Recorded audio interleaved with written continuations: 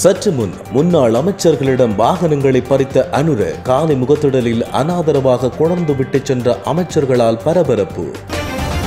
கலைக்கப்பட்டது நாடாளுமன்றம். நன்கு படித்த பட்டதாரி பெண் பிரதமராக நியமனம். 26 வருடங்களின் பின் அசத்திய அனுரகுமார புதிய முகங்கள் அமைச்சர்களாக. அனுரு அரசில் சுமந்திரனுக்கு அமைச்சு பதவி. வைரலாகும் தகவல். வெளியான உத்தியோகபூர்வ தகவல்கள். ராஜபக்ஷ குடும்பத்தைச் சேர்ந்த பலர் நாட்டை விட்டு தப்பியோட்டம். மகிந்தவும் நாமலும் மட்டுமே நாட்டில். வெளியாகும் பரபரப்பு தகவல்கள். இனி நாடாளுமன்றில் ரணில் இல்லை. அரசியலில் இருந்து விலகும் அதிரடி அறிவிப்பு. பெரும் சோகத்தில் ஆதரவாளர்கள். அனுரகுமார திசாநாயக்கவுக்கு ஜனாதிபதியாக இருந்து நாட்டை வழிநடத்த திறமை உள்ளது என நான் நம்புகிறேன். தேர்தலுக்கு பின் மகிந்த முதல் அறிவிப்பு. பொது தேர்தலில் நானே பிரதமர் வேட்பாளர். சஜித் எடுத்த அதிரடி முடிவு. வன்னியை வலம் வரும் தியாகி திலீபனின் ஊர்தி. தமிழ் மக்கள் வீதிகளெங்கிலும் திரண்டு அஞ்சலி நிகழ்வு. வீதியில் விழுந்து கிடந்த தங்கத்தாலி. மாணவி செய்த செயல். நாட்டின் பணவீக்கம் தொடர்பில் வெளியான தகவல். நாட்டு மக்களுக்கு மகிழ்ச்சி செய்தி. சேற்றில் புதைந்த யானை. மக்கள் செய்த பெரிய உதவி. நன்றியுடன் காட்டுக்குள் திரும்பிய யானை. ஜனாதிபதி அனுரகுமார திசாநாயக்க தொடர்பில் வெளியான விசேட வர்த்தமானி. அனுரவை கடுமையாக சாடிய கஜேந்திரன் எம்பி. தியாக தீபம் திலீபனின் 37வது நினைவு தினம். வவுனியாவில் பேரெழுச்சியுடன் நினைவு கூறல். முன்னாள் அமைச்சர்கள் பயன்படுத்திய அரச வாகனங்களை காலை முகத்திடலில் கொண்டு வந்து ஒப்படைக்குமாறு அரசு பணிப்புரை வழங்கியுள்ளது. இதையடுத்து ஒரு சில முன்னாள் அமைச்சர்கள் தங்கள் வாகனங்களை காலை முகத்திடலில் கொண்டு வந்து நிறுத்திவிட்டு சென்றுள்ளதாக அங்கிருந்து கிடைக்கப்பெறும் தகவல்கள் தெரிவிக்கின்றன. இதனால் குறித்த பகுதியில் பரபரப்பான சூழல் காணப்படுவதாக அறிய முடிகின்றது. மேலும் இதில் பல வாகனங்கள் எந்த அமைச்சருடையது என்று அறிய இயலாத நிலை காணப்படுவதாக அங்கிருந்து கிடைக்கும் செய்திகள் தெரிவிக்கின்றன. இன்றைய தினம் நள்ளிரவு பெரும்பாலும் நாடாளுமன்றம் கலைக்கப்படலாம் என புதிய பிரதமர் ஹரிணி அமரசூரிய தெரிவித்துள்ளார். இலங்கையின் புதிய பிரதமராக கரணி அமரசூரிய இன்றைய தினம் பதவியேற்றுக் கொண்டார். மேலும் அவருக்கு பல அமைச்சு பொறுப்புகளும் வழங்கப்பட்டுள்ளன. அந்த வகையில் பிரதமர் கரணி அமரசூரிய நீதி, கல்வி, தொழில், கைத்தொழில், சுகாதாரம், முதலீடு மற்றும் அறிவியல் தொழில்நுட்ப அமைச்சராக பதவி பிரமாணம் செய்து கொண்டுள்ளார். ஜனாதிபதி அனுரகுமார திசாநாயக்கவின் முன்னிலையில் இலங்கையின் 16வது பிரதமராக அவர் பதவி பிரமாணம் செய்து கொண்டுள்ளார். இந்த நிலையில் பிரதமர் பதவியை ஏற்ற பின்னர் ஊடகங்களிடம் கருத்து தெரிவித்த போதே அவர் இவ்வாறு கூறியுள்ளார். அவர் மேலும் தெரிவிக்கையில், இன்று பிரதமராக பதவியேற்றுக் கொண்டதுடன் கடமைகளை பொறுப்பேற்க வேண்டியிருக்கிறது. 2019ஆம் ஆண்டு இடம்பெற்ற ஜனாதிபதி தேர்தலில் போட்டியிட்ட அனுரகுமார திசாநாயக்கவுக்கு ஆதரவாக தீவிர பிரச்சாரங்களை மேற்கொண்டிருந்த கருணிக்கு தேசிய மக்கள் சக்தி ஆட்சிக்கு வந்தால் பிரதமர் பதவி வழங்கப்படும் என அறிவிக்கப்பட்டிருந்தது. இந்த நிலையில் இந்த வருடம் இடம்பெற்ற ஜனாதிபதி தேர்தலினூடாக தேசிய மக்கள் சக்தியின் தலைவர் அனுரகுமார திசாநாயக்க வெற்றி பெற்று நாட்டின் 9வது நிறைவேற்று அதிகாரம் கொண்ட ஜனாதிபதியாக பொறுப்பேற்றுக் கொண்டுள்ள நிலையில் வழங்கிய வாக்குறுதிக்கு அமைவாக கருணிக்கு பிரதமர் பதவி வழங்கப்பட்டுள்ளது. மேலும் இவர் இளைஞர் வேலையின்மை, பாலின சமத்துவமின்மை, சிறுவர் பாதுகாப்பு மற்றும் இலங்கையின் கல்வி முறைமையில் உள்ள திறமையின்மை போன்ற முக்கிய பிரச்சனைகள் தொடர்பில் ஆய்வுகளை செய்து அவை தொடர்பாக குரல் கொடுத்து அரசியலில் களமிறங்கியுள்ளமை என்பதும் குறிப்பிடத்தக்கது. இலங்கையின் புதிய ஜனாதிபதியாக அனுரகுமார திசாநாயக்க பதவியேற்றதை தொடர்ந்து பிரதமராக கரணி அமரசூரியவும் ஜனாதிபதியினால் நியமிக்கப்பட்டுள்ளார். புதிய அமைச்சரவையில் பிரதமர் கரணி அமரசூரியவும் நாடாளுமன்ற உறுப்பினர் விஜித கேரத்துக்கு மட்டுமே அமைச்சு பொறுப்புகள் வழங்கப்பட்டுள்ளதாக தெரிய வருகிறது. அத்துடன் ஏனைய அமைச்சுக்களை ஜனாதிபதி அனுரகுமார திசாநாயக்கவே பொறுப்பேற்க உள்ளதாகவும் குறிப்பிடப்படுகின்றது. இதேவேளை தமிழ் நாடாளுமன்ற உறுப்பினர் எம்.ஏ. சுமந்திரனுக்கு அமைச்சு பதவி வழங்கப்பட உள்ளதாக தகவல் வெளியாகியுள்ளது. இந்த நிலையில் அவருக்கு அமைச்சு பதவி வழங்கப்படும் என ஜனாதிபதி செயலகத்தில் இருந்து எவ்வித உத்தியோகபூர்வ தகவல்களும் கிடைக்கப்பெறவில்லை என அங்கிருக்கும் எமது அலுவலக செய்தியாளர் தெரிவித்தார். முன்னாள் ஆட்சியாளர்களான ராஜபக்ஷ குடும்பத்தைச் சேர்ந்த பலர் வெளிநாடுகளுக்கு தப்பிச் சென்றுள்ளதாக தகவல்கள் வெளியாகியுள்ளன. முன்னாள் ஜனாதிபதி மஹிந்த ராஜபக்ஷவும் நாடாளுமன்ற உறுப்பினர் நாமல் ராஜபக்ஷவும் மட்டுமே இலங்கையில் உள்ளதாக தெரிவிக்கப்படுகிறது. நடைபெற்று முடிந்த ஜனாதிபதி தேர்தலில் நாமல் படுதோல்வியை அடைந்திருந்தார். தமது சொந்த தொகுதிகளில் மக்களால் அவர் தோற்கடிக்கப்பட்டார். கடந்த ஆட்சியின் பொழுது பல்வேறு மோசடிகளில் ஈடுபட்டதாக ராஜபக்ஷ குடும்பத்தின் மீது குற்றம் சுமத்தப்பட்டுள்ளது. இந்நிலையில் தற்பொழுது லஞ்ச ஊழலை ஒழிக்கும் நோக்கில் ஊழல் தடுப்பு சட்டம் உள்ளிட்ட பல சட்டங்கள் கடுமையாக அமுல்படுத்தப்பட உள்ளன.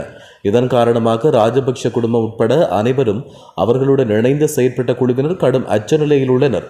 ஊழல் தடுப்புச் சட்டத்தை நடைமுறைப்படுத்துவதனூடாக அரசியல்வாதிகள் அரசு அதிகாரிகள் மீதான குற்றச்சாட்டுகளுக்கு உரிய பதில் அளிக்க முடியும் என குறிப்பிடப்படுகின்றது.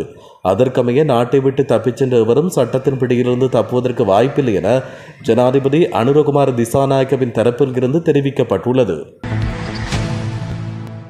முன்னாள் ஜனாதிபதி ரணில் விக்ரமசிங்கே இனி பொதுத் தேர்தலில் போட்டியிட மாட்டார் என ருவான் விஜயவர்தன தெரிவிக்கின்றார்.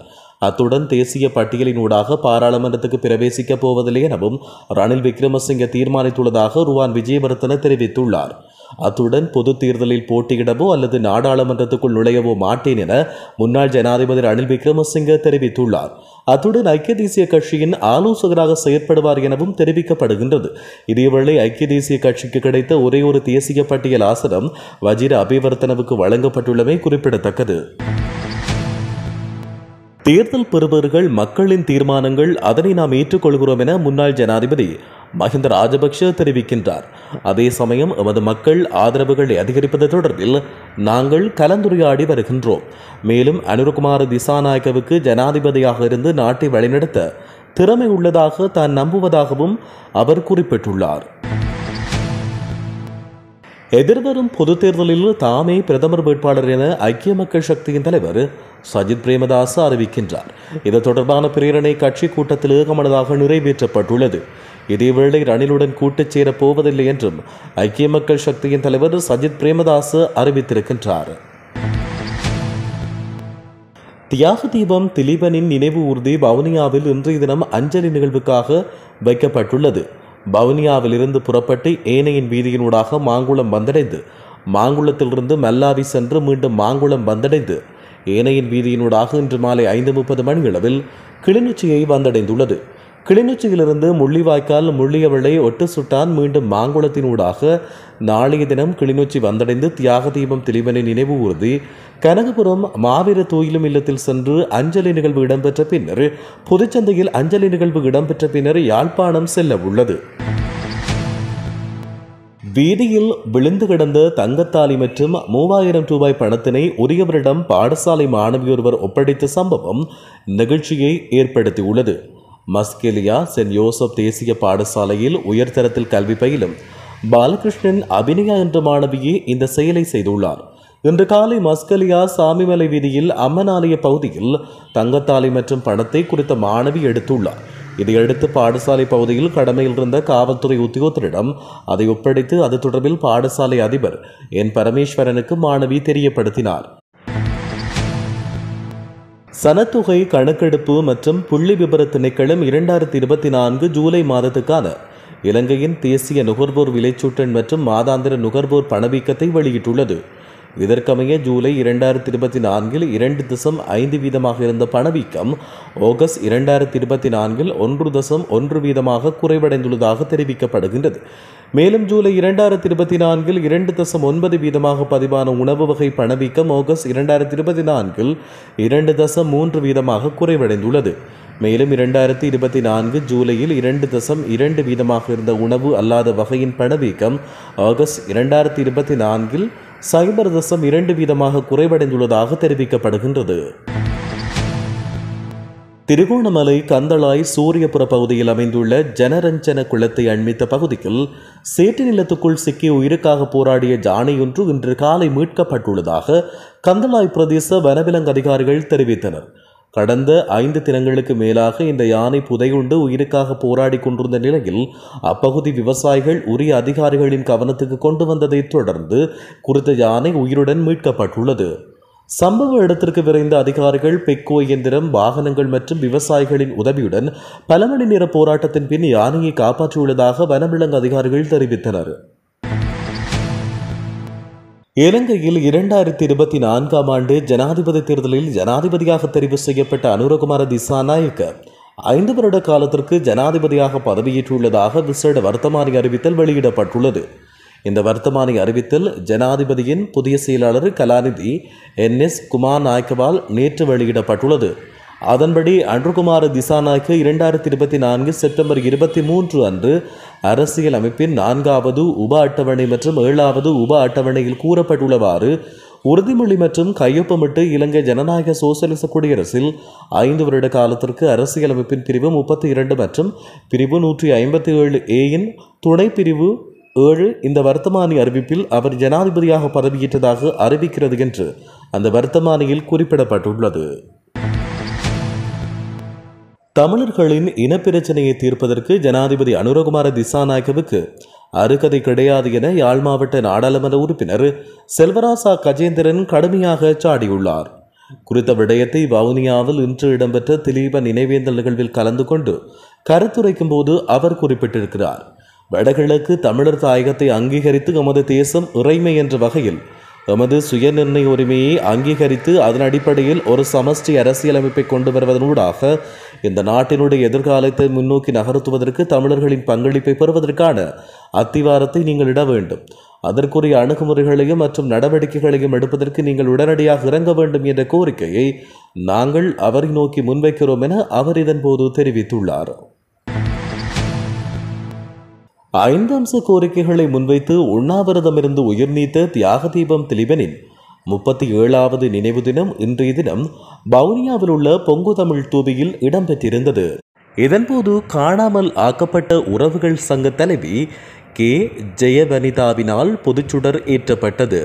அதைத் தொடர்ந்து திலீபனின் உருவப்படத்திற்கு மலர் மாலை அணிவித்து மலரஞ்சலி செலுத்தப்பட்டது. மேலும் பொங்கு தமிழ் தூபியில் சுடரேற்றி அஞ்சலியும் செலுத்தப்பட்டது. இந்த அஞ்சலி நிகழ்வில் தமிழ் தேசிய மக்கள் முன்னணியின் பாராளுமன்ற உறுப்பினர் செல்வராசா கஜேந்திரன் மற்றும் காணாமல் ஆக்கப்பட்டவர்களின் உறவுகள் பொதுமக்கள் என பலரும் இதில் கலந்து கொண்டிருந்தனர். சற்று முன் முன்னாள் அமைச்சர்களிடம் வாகனங்களை பறித்த அனுர காலை முகத்திடலில் அனாதரவாக கொணர்ந்து விட்டு சென்ற அமைச்சர்களால் பரபரப்பு. கலைக்கப்பட்டது நாடாளுமன்றம். நன்கு படித்த பட்டதாரி பெண் பிரதமராக நியமனம். 26 வருடங்களின் பின் அசத்திய அனுரகுமார புதிய முகங்கள் அமைச்சர்களாக. அனுரு அரசில் சுமந்திரனுக்கு அமைச்சு பதவி. வைரலாகும் தகவல். வெளியான உத்தியோகபூர்வ தகவல்கள். ராஜபக்ஷ குடும்பத்தைச் சேர்ந்த பலர் நாட்டை விட்டு தப்பியோட்டம். மகிந்தவும் நாமலும் மட்டுமே நாட்டில். வெளியாகும் பரபரப்பு தகவல்கள். இனி நாடாளுமன்றில் ரணில் இல்லை. அரசியலில் இருந்து விலகும் அதிரடி அறிவிப்பு. பெரும் சோகத்தில் ஆதரவாளர்கள். அனுரகுமார திசாநாயக்கவுக்கு ஜனாதிபதியாக இருந்து நாட்டை வழிநடத்த திறமை உள்ளது என நான் நம்புகிறேன். தேர்தலுக்கு பின் மஹிந்த முதல் அறிவிப்பு. பொது தேர்தலில் நானே பிரதமர் வேட்பாளர். சஜித் எடுத்த அதிரடி முடிவு. வன்னியை வலம் வரும் தியாகி திலீபனின் ஊர்தி. தமிழ் மக்கள் வீதிகளெங்கிலும் திரண்டு அஞ்சலி நிகழ்வு. வீதியில் விழுந்து கிடந்த தங்கத்தாலி மாணவி செய்த செயல். நாட்டின் பணவீக்கம் தொடர்பில் வெளியான தகவல். நாட்டு மக்களுக்கு மகிழ்ச்சி செய்தி. சேற்றில் புதைந்த யானை. மக்கள் செய்த பெரிய உதவி. நன்றியுடன் காட்டுக்குள் திரும்பிய யானை. ஜனாதிபதி அனுரகுமார திசாநாயக்க தொடர்பில் வெளியான விசேட வர்த்தமானி. அனுரவை கடுமையாக சாடிய கஜேந்திரன் எம்பி. தியாக தீபம் திலீபனின் 37வது நினைவு தினம் வவுனியாவில் பேரெழுச்சியுடன் நினைவு கூறல்.